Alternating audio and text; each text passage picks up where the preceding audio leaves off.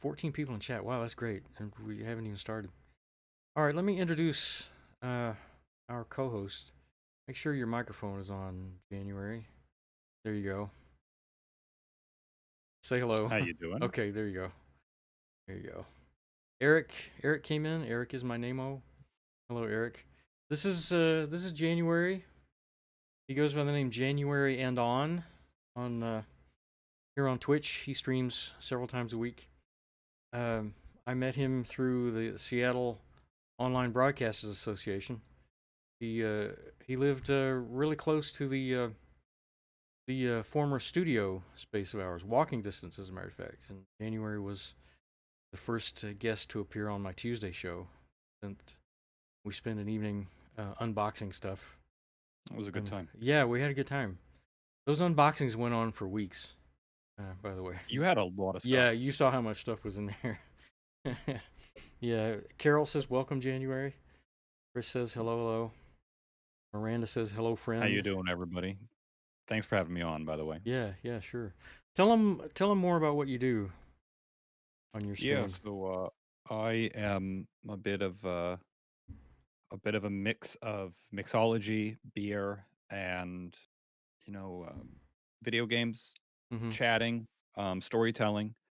Mm-hmm. Um, Typically, what I'll do is we'll explore some different cocktails. Sometimes we'll drink a little too many of those cocktails. Mm-hmm. Find some fun beer. Sometimes drink a little bit too much beer. Um, and either we'll play some games, but more recently we've been doing meme nights on Sundays. So Meme nights. I've got a section where you can just, if there's a funny video, funny image you like, you Mm-hmm. could post it there. If it, Mm-hmm. I'll do some minor filtering. We'll throw it up on stream, Mm-hmm. and we get some drinks, and we just laugh until the night's Okay. over. Yeah. Durham Steve just made a $5 donation. Thank you, Steve. So we're at $20. $20 for the evening. Yeah, I've seen some of your streams. I've dropped in every once in a while. You're always Yeah. you're always laughing about something, or fighting dragons in some video game, one of those video games you like, Yep. and screaming. Um, Lots of yelling. yeah, We get loud. yeah. Doctor Dweeb says, "Watch out for the revenuers." Yeah. We what's something? Oh, we found this one video of like sometimes we'll like find a clip and we just get stuck on it. Mm-hmm. There's this one video where this girl is like playing with a knife and she has like a beer in her hand. She goes, "I Mm-hmm. wonder if I can stab it." And she stabs it and it shoots her right in the eye. Okay. And it's just one of the funniest things that I have Mm-hmm. ever been lucky enough to witness. Yeah. I And I mean, I don't know. It's a 30-second clip, but we watched it for yeah 5.5 minutes. I was dead. yeah I did watch one evening when you were watching it over and over. It goes by so fast. I had to see it several times to understand what was happening. Um. Yeah. Yeah. Yeah. Um. Uh. Uh. Khaladvor came in. Says best clip from Meme Night. Is this one of your regulars? Um. Yeah. Cal is the head mod of the channel, Okay. and Gimme Lamp is our resident troll. Okay. So All right. keep an Well, eye on that welcome, one. guys. Glad you came in. Yo, says Khaled. Okay. Um, we'll start King Kong soon. King Kong is a long one. Like I said, it's an hour and 44 minutes long, so it'll take up almost all of our 2 hours. Gimme insists that he's not a troll. 'Cause, He may be right. yeah. um, but I like to for each movie before each movie I like to show either a cartoon or a short film. Um, from the same year as the film we're about to watch. Um, Chris says I believe it because it's on the internet and everything on the internet is obviously true. Um, this time I'm going to show you King Kong is from 1933, and I found this cartoon from 1932, close to it. It's a Cubby Bear cartoon. Cubby Bear was produced by the Van Buren Studios. Um, they didn't produce uh, they didn't produce much that was popular by this time in the 30s. They were most popular during the silent era, and in the 1920s they did Aesop's Fables silent cartoons and the Farmer Alfalfa cartoons. And one of their top animators was a guy named Paul Terry, who left Van Buren to found Terry Toons, which went on to create Mighty Mouse and Heckle and Jekyll. And the reason, get this, the reason that Paul Terry left Van Buren, he left in a rage because Van Buren wanted to start adding sound to his cartoons, and Paul Terry thought that was ridiculous. Okay, Eric donated 5, so we're at 25. And of course, as soon as Paul Terry founds Terry Toons, he has no choice but to add sound and color. He was furious because he was a penny pincher. Anyway, this is from Van Buren Studios. This is a Cubby Bear cartoon. Let's see it. Yeah. Not a remarkable character, not a remarkable cartoon. Obviously a Mickey Mouse ripoff. How important was Mickey Mouse by this time? Mickey Mouse's first cartoon was in 1928, and it was an immediate hit. He was immediately the biggest thing on screen. The first Mickey Mouse cartoon was also the first cartoon to successfully include sound in a cartoon. I like this guy. There had been other cartoon studios experimenting with sound, but the first Mickey Mouse cartoon called Steamboat Willie was the first to use the sound process that Hollywood had just started using.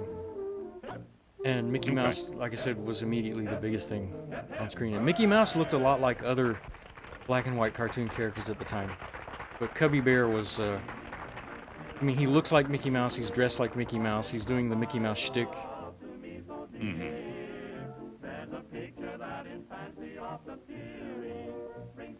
The sense of humor in this cartoon is a bit different than what we would expect from Disney, though. It's more like Fleischer, with this visual weirdness going on.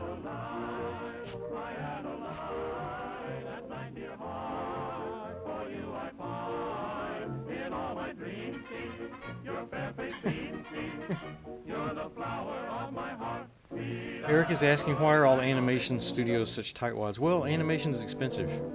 I think people who start animation studios think they can create something popular and make a lot of money, and then they discover real quick it's the most expensive thing you can do. Hey, give me that pigeon. Give the man the bird. See, not the kind of joke you would hear in a Mickey Mouse cartoon. Yeah. I mean, it started heavily with that drinking. Yeah. I don't know how acceptable that was in a cartoon off the bat. Mickey himself, in his first few cartoons, was much more, was quite a bit different temperament-wise. I mean, he was, Disney made a couple of Mickey Mouse cartoons before Steamboat Willie that were silent, but he released them only later with added sound. And in one of those, it's called Plane Crazy. He convinces Minnie to fly up into the air in his airplane, because he has an airplane. And once he gets up there, he starts grabbing her and kissing her, and her pushing him away and saying no, no, no. That's not the kind of thing that Mickey would have done later. Yeah.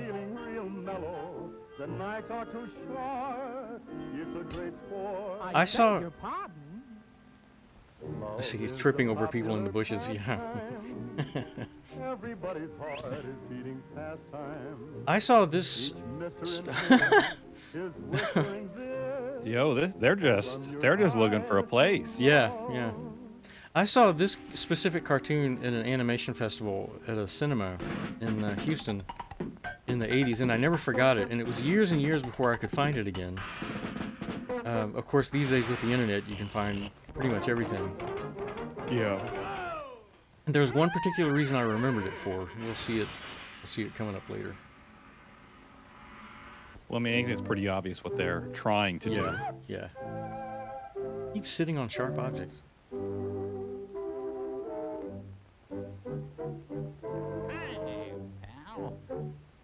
We got this just completely plastered worm. Yeah.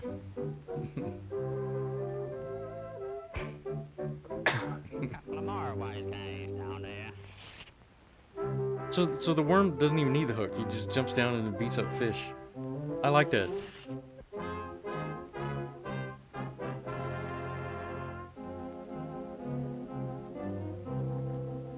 Soy. Ham. Got a little anti-Semitism going on there. Now, kiddies, stop a while and learn how to keep away from the bad black worm. Stand up, Willie. Can you tell us how? No, not now. I know, teacher. I know it fine. There's a bigger fish waiting at the end of that line. Stand still, Tony. I said no. Oh, gee, Teach, I gotta go. Very good, Willie. Teacher's pet. With a face like that, you're all wet. Don't be a pest, Tony. I said no. Sacro Vanzetti, I gotta go. That's all, kiddies. No more He work said today. Sacco You and can all run Vanzetti. along and start to play. Now go ahead, Tony, if you really can't wait. Too late.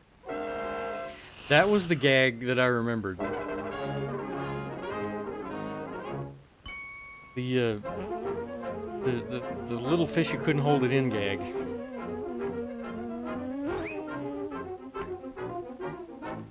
You big bully. I'll fix you. That sounded like a Jimmy Stewart voice.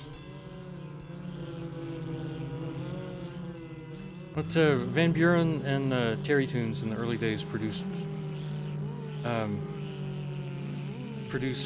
hundreds of cartoons like this that were almost Oh, did they really? all identical. Yeah. Of course, he has to stop and conduct the band. Yeah, the drunk band. Yeah. Yeah, Van Buren made hundreds of cartoons through the silent era and the early black and white. It really is amazing the number of animators throughout the 20th century who came from the really early studios like Van Buren that predated even Disney. And the same lead animators remained lead animators all through the 20th century. You see the same names over and over and over again. Oh, look at that. And it's an RKO picture, which King Kong is an RKO picture. Oh, is it really? Okay. Yeah, speaking of King Kong, time to talk about King Kong. It was created by a guy named Marion C. Cooper, who was a legit African adventurer explorer himself. He had grown up fascinated by the idea of gorillas, which were a new discovery in the late 19th century. There had been all this talk about these half-man creatures living in the jungles in Africa that people didn't really believe until, of course, some explorers actually managed to capture some and take pictures of some.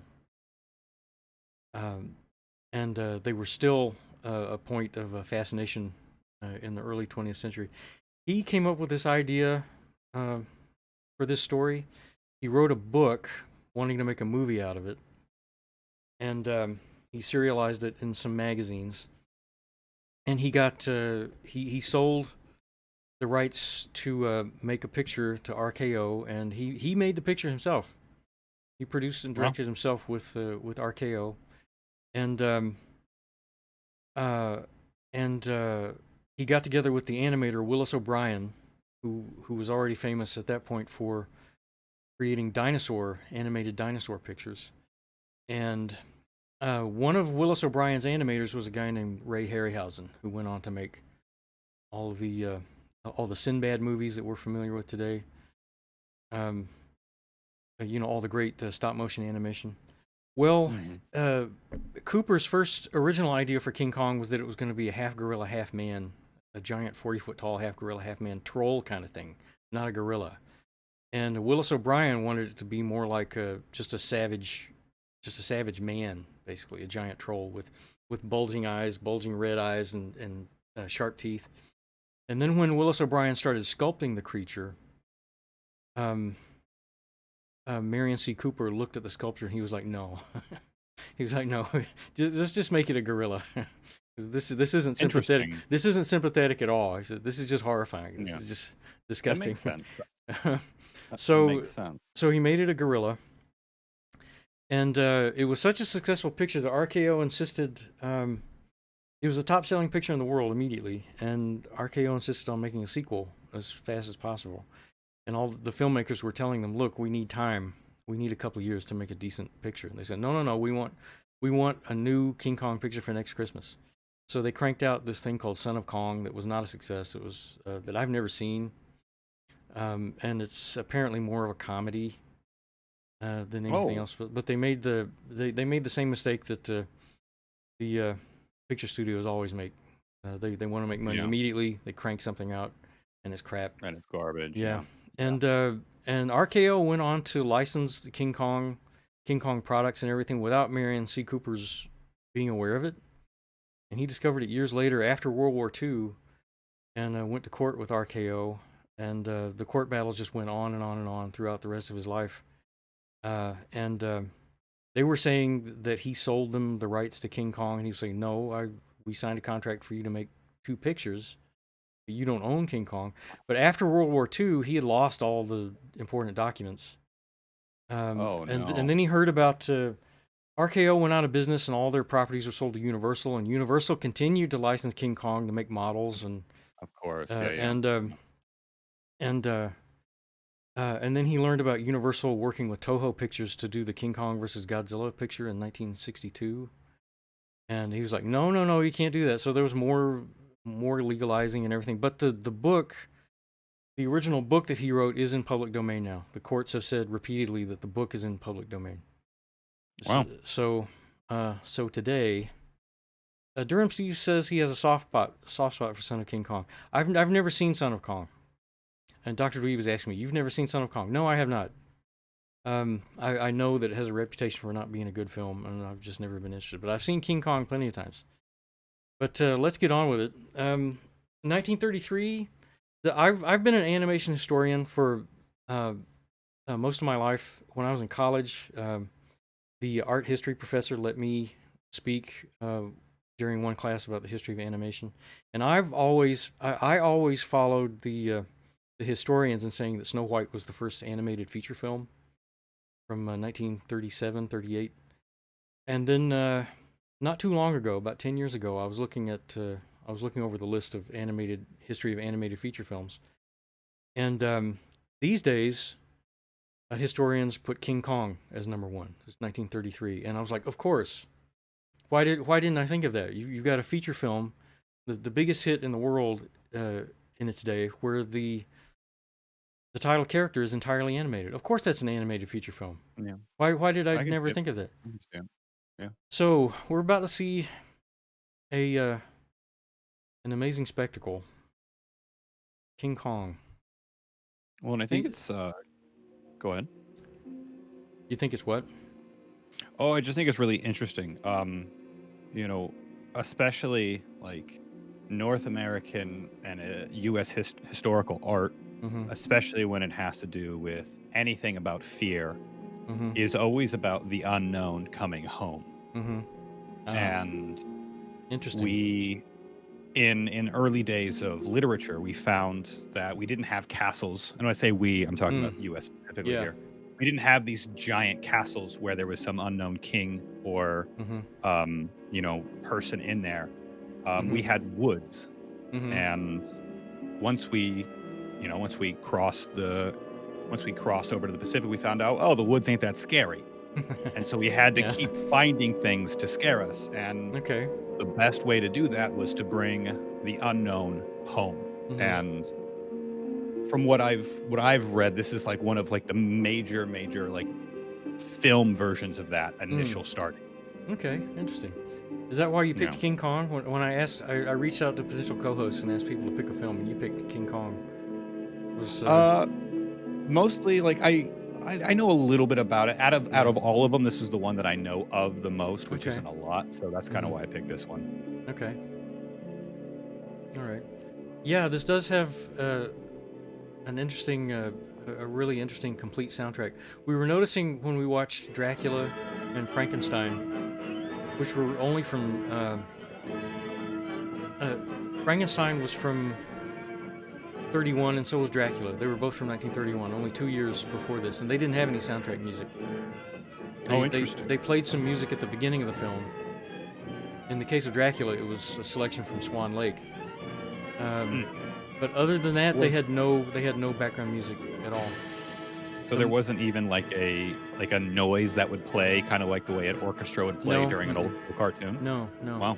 And in The Mummy, which was a year later, in 1932, there was some music during the scary scenes, and that was about it. Mostly it was just silence. But then here we have King Kong, which is 1933, just a short time later, full soundtrack. Another interesting thing about Snow White was the first feature film to release a soundtrack album. Really? On record. It was the first. Disney created a lot of firsts, and not all in animation. Mm-hmm.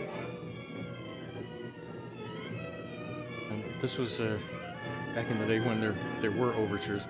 I wonder if this is going to have an intermission. Oh, I don't know. Yeah, that's a good question. That may be why it's so long.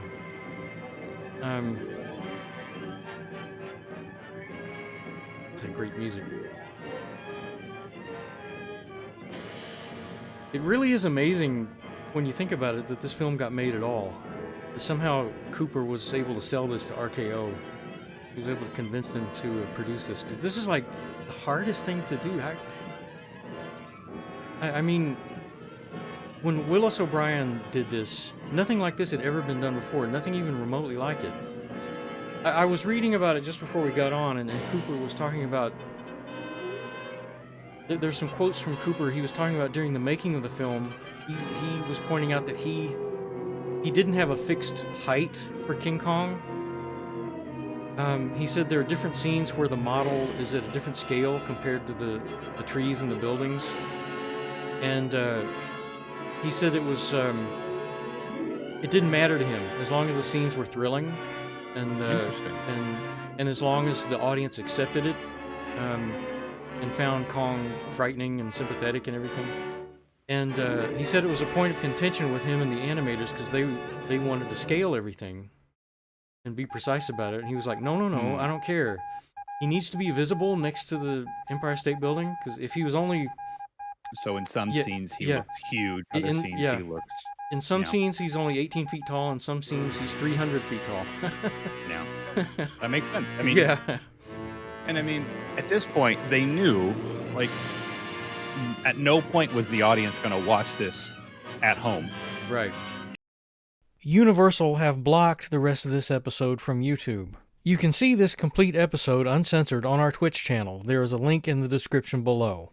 Please follow us on Twitch and join us every Saturday at 10 a.m. Pacific for more cartoons.